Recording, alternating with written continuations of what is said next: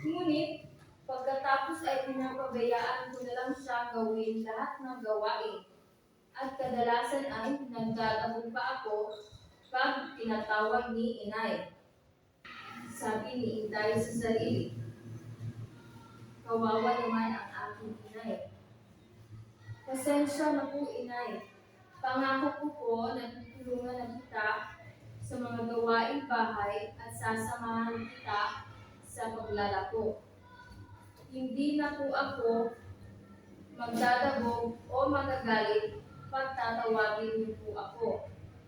Basta ay magpagaling na po kayo at pangakong lilimitahan ko na po ang paggagamit ng cellphone. At doon nagtatapos ang ating kwento. So, ano ang mga katanungan nyo? Ano ang mga tanong nyo tungkol sa kwento ang aking binasa?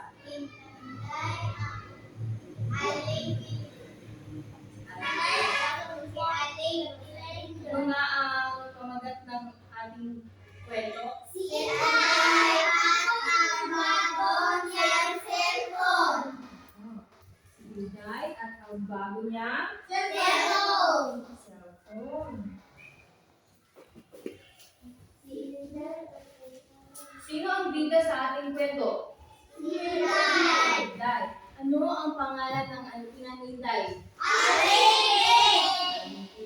Sino ang alin na pumunta kay Inday para sabihin na nasa ospital si Aling Biling? Alin Rosalinda.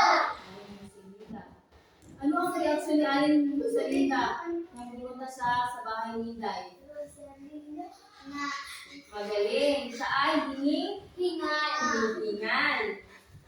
So, ngayon, Rosalinda. stop. Sige na.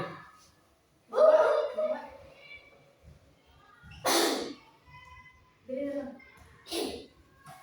Ako din mo.